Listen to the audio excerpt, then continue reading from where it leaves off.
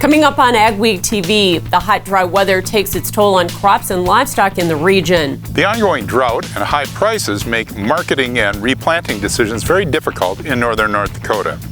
USDA releases another tight balance sheet for U.S. crops in the June WASDE report. And we take you to the North Dakota's FFA convention.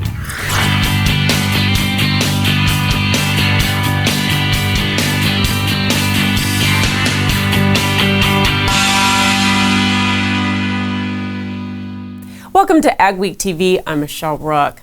Dry weather and some record heat in the region continues to take a toll on crops, especially in the Dakotas. Spring wheat fared the worst, with only 16% of South Dakota's crop rated good to excellent this week and only 32% in North Dakota. South Dakota's corn condition also dropped 21%, and the Dakotas have less than 50% of the crop rated good to excellent. And the first soybean rating put North Dakota's crop at a dismal 25% good to excellent, the worst since 2000. The crops most susceptible to the early heat and drought are small grains like spring wheat, while row crops will fare better at this early growth stage. Agronomists say the heat is more stressful on the crop than the lack of moisture, since spring wheat is a cool season grass and likes temperatures in the 50s and 60s. Anytime you get an extended period above 75 to 80 degrees, it really starts cutting into your yield, even at the vegetative stages.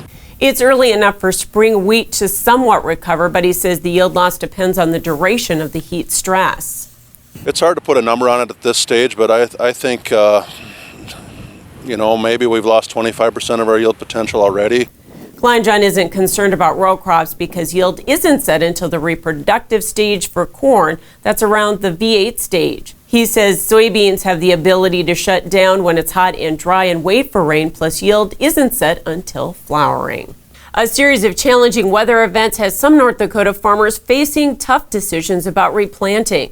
Mikkel Pates has more in this week's AgWeek cover story.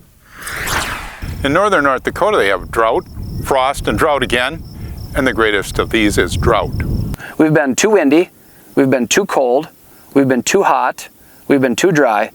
We have not been too wet. Jason Hansen is a private agronomist in north central North Dakota. He's been working with farmers who are trying to decide whether to replant after frost, drought, and high winds have taken a toll on their crops. It's even more frustrating as crop prices are better than they've been in years. And if we had moisture, it'd be an easy decision, but we don't. And then we got 3 days of 90 plus degrees. So anytime you put any equipment in the field, it dries it out even more. So it's just a very emotional decision to make right now. So if it doesn't rain soon, and a lot of it, farmers will be worried that they're back to a dry condition that they haven't seen since the 1980s drought. Everybody is extremely nervous. For AgWeek, this is Mikkel Pates at Leeds, North Dakota. You can read more in the next AgWeek magazine or at agweek.com. With some record-breaking temperatures above 100 degrees, that's also put livestock producers on alert. For dairy cattle, milk production often drops, so producers need to be proactive to keep cows comfortable and healthy. Take a look at your rations, adjust them there accordingly, and work with your nutrition to do that. Always making sure that you've got plenty clean, fresh sources of water there available for the cows. The heat came on suddenly, and livestock, especially cattle, probably didn't have time to acclimate. We're worried about temperature, we're worried about humidity, worried about wind speed, and then the cloud cover. Daly says producers need to provide shade and air movement. Ration changes and feeding later in the day also can help. However, performance will be impacted. In times of prolonged heat stress, then we can start to see those cattle really kind of go backward. Hog gains also suffer, and in confinement, good ventilation is a key for keeping the herd productive. The June WASDE report was released Thursday with tighter ending stocks for feed grains, but higher carryover for soybeans. On corn, new crop ending stocks were lowered 150 million bushels, but it came directly from USDA lowering old crop carryover the same amount. Brazilian corn production was only lowered to 99 million metric tons. USDA increased old crop ending stocks on beans 15 million bushels, but again transferred that directly to the new crop for the same increase in carryover. And wheat production was raised 26 million bushels, but old and new crop ending stocks were both lowered. Joining us with analysis is Allison Thompson, and usually the June report is kind of a place card holder, but we did see a pretty good pull down in ending stocks on corn. And where did that come from? Two things. We saw them actually increase exports for this year's crop, and they also increased ethanol use too for corn. So between those two things, we did see a pretty good increase in usage. So that did lower our ending stocks substantially, which was pretty bullish on the corn side. You bet, by 150 million bushels. And we're not even figuring in now on new crop lower yield, which we may see here, don't you think? Very well. And they started with such a high record yield to start with. We've been telling guys, you know, they start so record high, you can only go lower from here. So, right. And with the weather, I'd say it's a fairly strong bet that we could see it actually be lowered as we go through the summer. Now we're expecting maybe an increase in acres in the June report for corn at the end of the month. But will that maybe offset yield, do you think? Oh, definitely. I think it will too, even with the extra acres that we saw getting planted. And some of those fringe states this year with some toss-up acres probably aren't going to have a record yield on them. So, and those two things normally don't go together, record acres and record yields. So one of the two has to change. And I think this year it probably will be the yield. Soybean ending stocks were raised 15 million bushels on both old and new crop. And I guess we shouldn't have been surprised because basis levels have been kind of telling us that, haven't they? Yes, yep. We kind of knew going into the report that it would probably be a little bit of a bearish report for soybeans. So, and they were trading that way prior to the report too. But yeah, we saw them lower crush, which ended with our ending stocks being. But we are still historically really tight, aren't we, on soybeans? Yes, we are. We're at some pretty record levels for tight ending stocks. So any production hiccup going forward is definitely going to play into these markets. So wheat, we saw an increase in production. Where did that come from? Winter wheat, and we kind of knew that was coming too from the Kansas wheat tour. So it wasn't really a big surprise there on the U.S. side to see a little bit of an increase in production. But ending stocks were actually lowered, so we're going to put more feed wheat into the mix? Yes, we're using some residual more there in feed wheat, yes. So now the focus kind of goes to weather, right, Allison? Yes, we're starting to see it become a weather market here in the U.S. and also across the globe, especially for wheat. If we stay hot and dry, how much higher could these prices go? Honestly, we've been talking about it in our office. We aren't for sure putting out any price recommendations out there, but we could definitely see prices go another $1 or $2, especially if we see this dry weather go more into the Corn Belt, which forecasts are kind of looking like. Allison Thompson joining us here with analysis. And the Biden administration announced it will repeal the Trump-era Waters of the United States rule and is working on a proposed change to the navigable waters definition in the Clean Water Act. EPA asked a federal court to remand WOTUS, citing environmental degradation. EPA will conduct WOTUS listening sessions to rewrite the rule, including one in North Dakota in July. Up next on AgweekTV, it's all about dairy in June, including Dairyfest and the Got Milk Gala. Superior Grain Equipment is committed to quality and service. Protect your bottom line and your future with superior quality, protection, and reliability. Make the superior choice today with Superior Grain Equipment. Hi, neighbor! Oh, I know you didn't ask me to, but I grabbed your mail for you while you were out of town. This one was marked urgent, so I opened it for you. It's your bank statement. Are all those charges right? I highlighted the bottom of page 3 where you can sign up for e-statements. This isn't my mail.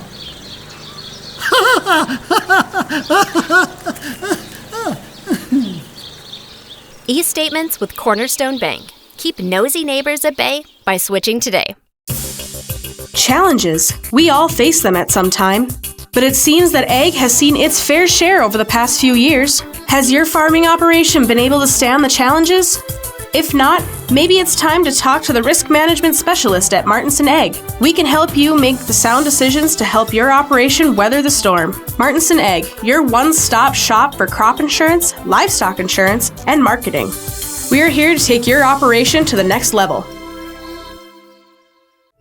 Add more bushels to your hopper and money to your pocket by harnessing the power of air with Crary Wind Systems. Whether your beans are chest high or barely off the ground, Crary offers two solutions that add a constant stream of high-velocity air to quickly feed crop back to the auger, eliminating bunching, reducing shatter loss, and increasing your ground speed. Don't let crop conditions dictate your yield. Check out the Crary Air Reel or Crary Wind System today. Small or large, Superior Grain Equipment has a storage solution for you. From top to bottom, we offer the industry's best bins and warranties to protect your products and your grain storage investment. Make the superior choice today with Superior Grain Equipment. We're going to talk today about a revolutionary auto steer product that you guys have developed. We back one of these things in, it'll drain a 40-acre patch just within hours. What can you tell us about what dairy farmers do to make sure that their animals are happy? Their care is our primary concern. Is there still time for producers to get storage bins up? Absolutely. We still can definitely get something up and ready for corn harvest.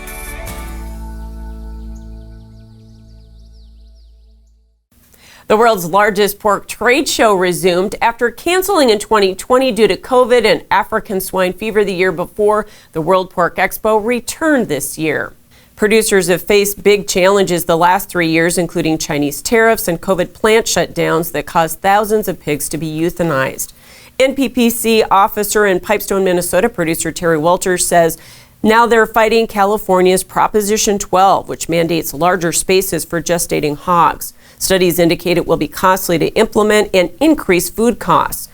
Another concern, a court ruling that will slow NSIS line speeds in processing plants to decrease worker injuries. It's projected to cost producers $80 million. We've got more pigs coming at us. We have an increased industry, an expanded industry over a number of years. So the pipeline's full of pigs, and that's going to create a problem. Wednesday, the Biden administration decided not to take a position on a request by meatpackers to delay the ruling. Another event that resumed after a hiatus in 2020 was Dairyfest, including the Got Milk Gala. It looked a bit different than in past years, but still provided a venue to show the impact the industry makes in the region. Dairyfest kicked off with the Got Milk Gala, a celebration of South Dakota's dairy industry. We have seen tremendous growth. We're leading the country in over 12% growth in the dairy industry along this I-29 corridor. The keynoter was the founder of Dairy Girl Network, which supports women in the business. It is such an awesome source of information and real-time, real advice from real farmers and real women. The carnival was a drive-through experience, and families lined up to see dairy cattle and the technology used in the industry like robotic milkers. I'm talking to our consumers about how cows come into the robot, why they're getting milked in the robot, and where the products are coming from. Another stop illustrated how dairy cattle are sustainable and how their manure is used to generate energy and fertilize crops. I am teaching people about how we recycle nutrients, recycle manure, because we need those nutrients for our fields. Dairyfest also featured a milk truck and the feedstuffs cows eat to produce milk. We learned how much better the cows are at giving milk, more than 22,000 pounds a year.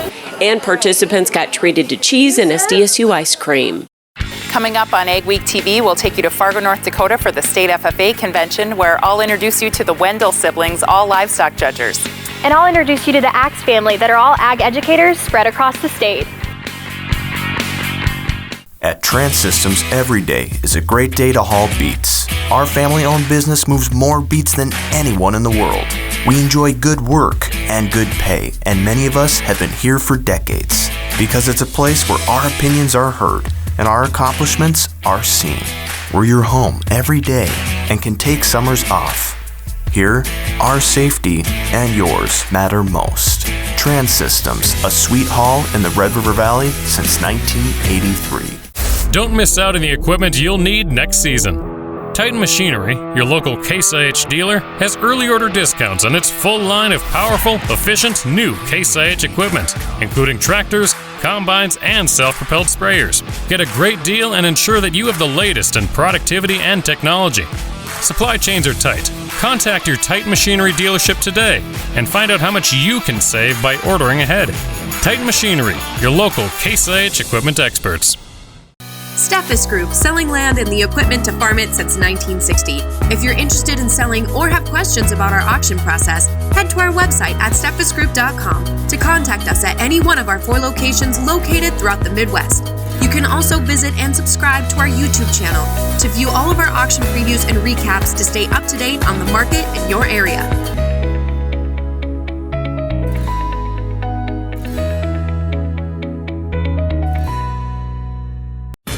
North Star Ag, we're more than your short-line machinery dealer. We're also full service, and we're farmers first. That means we know it's not about what's best, but what's best for your farm. Whether you're planting, growing, or harvesting, we're there for all your equipment, parts, and service needs. And we've been doing it since 2009, with the largest inventory and availability in the area. Check us out at northstar-ag.com or call us at 701-361-4790. Go beyond the headlines with an AgWEEK membership. Get in-depth agribusiness reporting, original farm and ranch stories, and fact-based research for the most comprehensive ag news in the upper Midwest. Experienced ag journalists bring you exclusive ag news, insights, and policy updates you won't find anywhere else. Become a member today and get unlimited access to AgWEEK and AgweekTV. The region saw continued hot, dry weather this week, accompanied by some severe weather. What's ahead? Here's John with our agri-weather outlook. The month of June turned hot quickly, and the first few days brought temperatures into the hundreds in many areas of North Dakota. That heat wave has subsided some, but it still remains generally above average. The heat wave is also, though it took a few days, it has drawn some humidity and some storm outbreaks into the northern plains and upper Midwest. Not enough to quench the drought yet. We still are too dry overall, and with the hot weather around and evaporation rates as high as they will be in the coming week, there's still going to be problems with drought. I do want you to focus on this. This is the 90-day precipitation anomaly. So what that means is whether or not your region is above or below average for the last 90 days through the middle of this past week. The purple and blue shades down here over the southeastern states, there are spots that are up to 16 inches more rain than normal in just the last 90 days. That's how wet it's been from East Texas into Oklahoma and Arkansas, parts of the South. Meanwhile, the driest areas, this is because that just didn't rain or snow in March along the West Coast. So the Cascades missed much of their snow season, and so they're primed for a summer drought. Across the northern plains, it's a little dry, not so much really, but of course most of these areas in the northern plains have been dry for several months, going back in many cases to last fall. You do see a few spots of green and blue. That's just where there's been some heavy rain in spots in just the last week. So the hot weather is still here. The jet stream has sagged a little south, so a lot of the 90s and certainly the hundreds have gone away. But this week will bring more days well into the 90s, or at least to around 90. That's what I'm emphasizing by the hot right now. The orange shades, those are mostly temperatures in the 80s. So we've got some hot weather this week, courtesy of the jet stream going so far north. But it won't stay that way. It'll sag southward, and that may get us a little bit of a rain chance into the northern plains, upper Midwest later in the week. It will likely be sporadic, fairly spotty, but there will be some rain chances, and it looks like toward the end of the week that heat's going to try to build back again. For the second week of the forecast, a bit of a flattening of that jet stream, and a new ridge forms way up in the northwest. That may bring that jet sagging a little bit southward. Temperatures perhaps a little more comfortable, though I suspect it'll still be somewhat hot and humid. And that sets us up for the possibility of a better chance of rain. Dry north and west. There will be some storms in the middle of the plains. A lot of the east coast will be wet. So nothing more than sporadic storms upper Midwest, northern plains this week. It looks like some of those could produce heavy rain. The second week there's a better chance, and we may run into some heavy rains in parts of the Corn Belt, and even some parts of the northern plains look a little better. The Summers Manufacturing Spring 2022 Advance Order Program is on now. Lock in pricing and secure your farm equipment needs for next spring. Confirm your order by June 30th to take advantage of these discounts. All Summers equipment qualifies, including our new Super Coulter Samurai, the innovative VRT Renegade, and the best-built, best-backed land rollers in the industry. Don't wait until fall. Talk to your Summers dealer today or go to summersmfg.com to learn more. At Trans Systems, every day is a great day to haul beets. Our family-owned business moves more beets than anyone in the world. We enjoy good work and good pay, and many of us have been here for decades because it's a place where our opinions are heard and our accomplishments are seen. We're your home every day and can take summers off. Here, our safety and yours matter most. Trans Systems, a sweet haul in the Red River Valley since 1983. Add more bushels to your hopper and money to your pocket by harnessing the power of air with Crary Wind Systems. Whether your beans are chest high or barely off the ground, Crary offers two solutions that add a constant stream of high-velocity air to quickly feed crop back to the auger, eliminating bunching, reducing shatter loss, and increasing your ground speed. Don't let crop conditions dictate your yield. Check out the Crary Air Reel or Crary Wind System today. The future of your farm depends on storage, and no one does storage solutions better than Gateway Building Systems. Gateway Building Systems is the #1 Brock bin dealer in the U.S., is locally owned and provides turnkey convenience with factory direct product, complete design services, and in-house construction. Gateway Building Systems will provide you with Brock solid bins, grain dryers, millwright services, lags, towers, and conveyors. Take advantage of discounts on our Brock solid bins. For more information, go online to gatewaybuilding.com. AgWeek brings you timely agriculture news from field to fork in digital, print, and television. Fresh every week, join me, Mike Speaker, from the AgWeek editorial team for a deeper dive into farm and ranch stories with personalities from the world of agriculture. If you are involved in farming, ranching, or agribusiness, the AgWeek podcast is the show for you.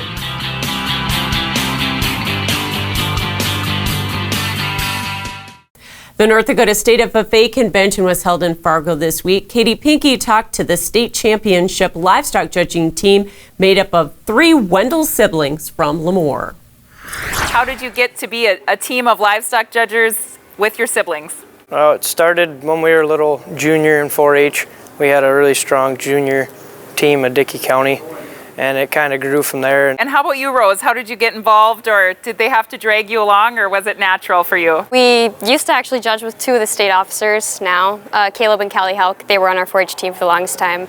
And those 2 and Reed, and I just always kind of looked up to them. So that's kind of where I started to get more involved with it. And Ryder, you're the last sibling to join the team. You're going to be a 10th grader in the fall. Tell us a little bit about working with your siblings. I just enjoy it, I guess, being by them and helping them whenever they give me pointers and what to do and not what to do. So it's just fun judging with them. How do you prepare together? We have a bull sale, and me and Ryder and Rose, we all help Dad write footnotes for that, and we help make the sale orders, so we end up livestock judging cattle on a daily basis. How has your FFA and 4-H experience prepared you for the future? It helps you in a whole different aspect, just your public speaking and getting up in front of people to shake people's hands even. So.